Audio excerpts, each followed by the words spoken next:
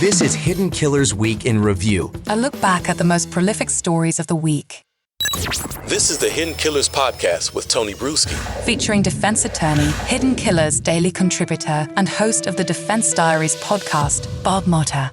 Trial of Chad Daybell continuing on. In the last week, we got to hear some testimony that we had never heard before from Chad Daybell's children. They did not testify in the trial of Lori Vallow Daybell because, well, they didn't need to. In this one, Chad needs a little bit of help, but are they bringing that help? Joining me to discuss, defense attorney and host of the podcast Defense Diaries, Bob Motta. Yeah, are they bringing the help? Are they putting some reasonable doubt in the mind of that jury, or are they just digging the hole a little bit deeper? Digging the hole, baby. The hole's getting dug. It's getting deep for old Chad. Yeah. Yeah. I mean, it's like going into it, you kind of heard that the kids were sympathetic, or Team Chad. And from what I've seen, doesn't appear that way to me. Like, I think, and they're not sitting in that trial. At least I'm taking it that they've been sequestered, that they're not allowed to sit in the courtroom during all the testimony. You have to wonder again if which was a problem with Lori's, as I've talked about a few times. In that one, they only had the audio. You have to wonder, do you really believe that the kids aren't like on their phone checking out what some of these people are saying about their dad? I wonder. I mean, I don't know. They came across to me as cult members. They seem brainwashed. They seem, Chad Daybell was dad. Nobody wants to think their dad is capable of doing these sort of things. And I feel like they're indoctrinated completely. They're indoctrinated. It's from conditioning, birth. and they seem to accept whatever Prophet Chad says as gospel, literally. Let's take a listen to some testimony that was given by Chad's daughter. This is talking about death percentages with his daughter. And just kind of how they all understood it is, yep, that's just kind of how it works. And, that's life. Let's take a look. About death percentages? Yes. Did your dad ever talk to you about people being close to death? Yes. Do you recall any specific people your dad talked to you about being close to death? Yes. And who was that? Well, my mom was one of the people, but it was not death so much as how connected your spirit was to your body. My mom would feel lightheaded and say she didn't feel quite connected to herself, and they would reconnect her spirit to her body. When your dad would talk to you about castings, did he explain to you anything about the body having to die? No. Explain anything to you about the body having to be destroyed? No. And again, didn't talk to you about zombies? No. So it's an interesting one where it's just kind of like, here's light and dark. It's how it works. I got another one here for you. I'm going to play before we talk. This is another one. Just kind of shows where Chad can say something and it's just kind of accepted. This is about Lori's children and their whereabouts. So it's your understanding that at the Knott's Berry Farm trip, Lori Vallow came from another direction. Is that correct? Yes. She didn't participate in the travel plans with you to California. Is that correct? Yes. At any time, without telling me what she said, was the topic of the location of the children discussed with her? Yes. Okay. At any time, did you and your father ever discuss his knowledge of where the children might be? Yes. Okay. What do you understand your father's knowledge of where the children were located during the time that investigators were looking for them? Objection, Your Honor, calls for hearsay. Overruled. Go ahead. From my understanding, and from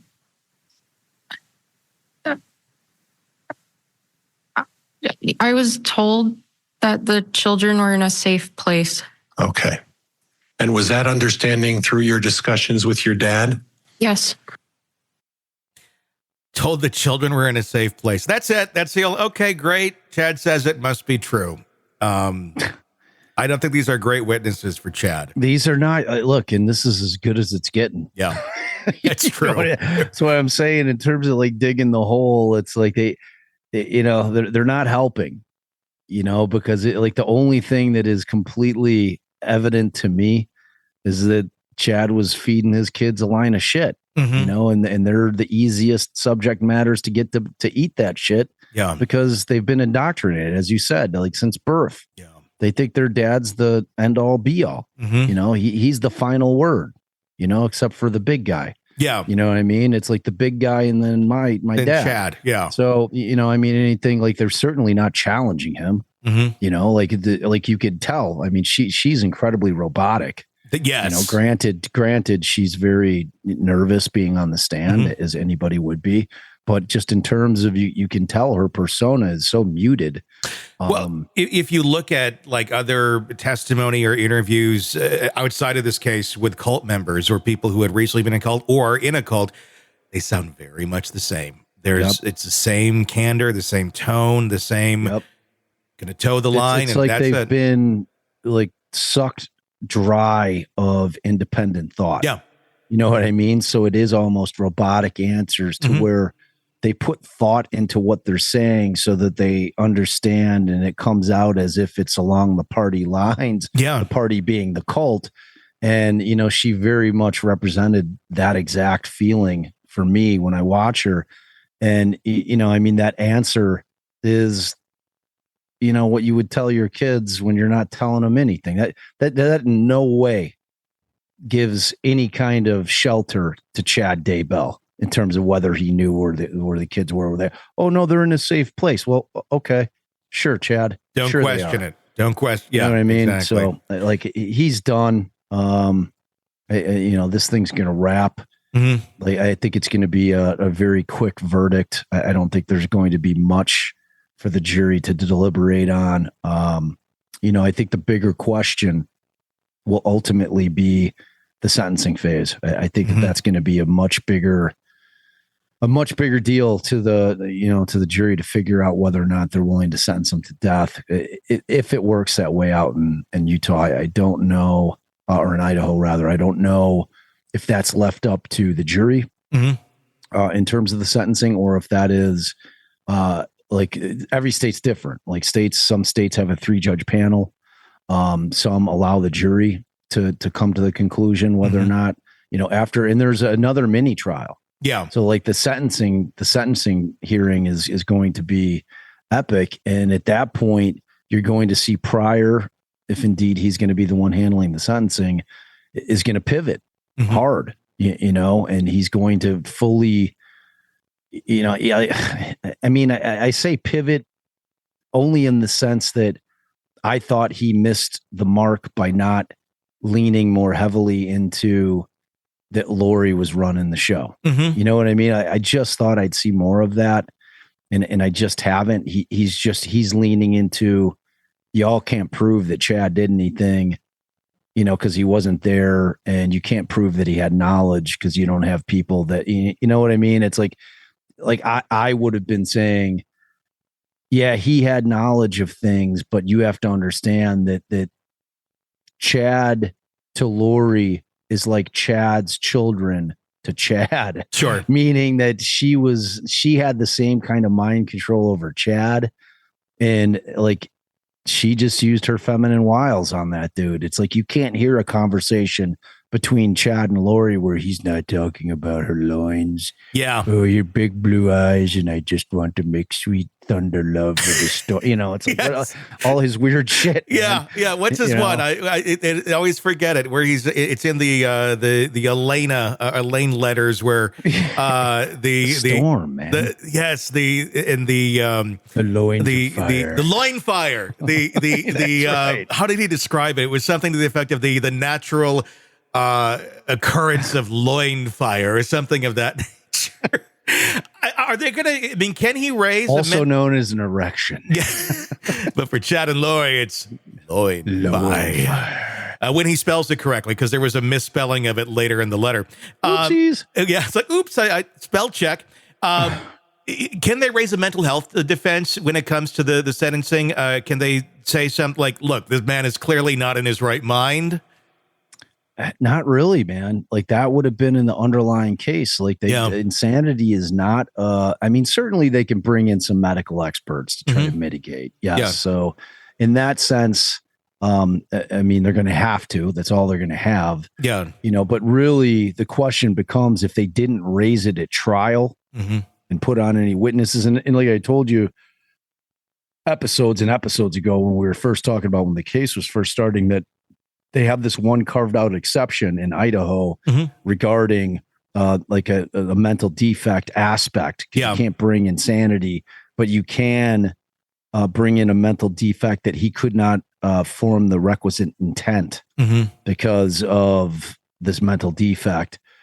They didn't do that. They elected not to do it. Like if I would have been this dude's lawyer, I've been like, yo, like this is our only shot. Like we have to be that, that like you were just, you have mental illness, you have a mental defect that, that was exacerbated by your infatuation with this woman. Like, and it's like, there probably would have been a case to be made there. I mean, like, like the first time he lays eyes on this chick, he's like, oh, we were married in 5 other lives and you're my princess. It's like the guy was like, does he believe it though? I mean, it seems like you go to no, I don't believe it. I'm not insane. No. Does he believe it though? That's what I'm saying.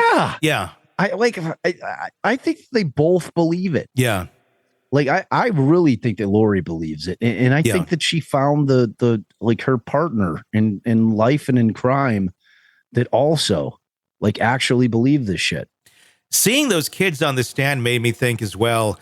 Had this little cult continued forward, I think they would have been next. His kids, because they're so robotic. I mean, unless they were so in line, Tony. You know what I mean? Yeah, but as long as he's got an insurance policy and that money runs out, and.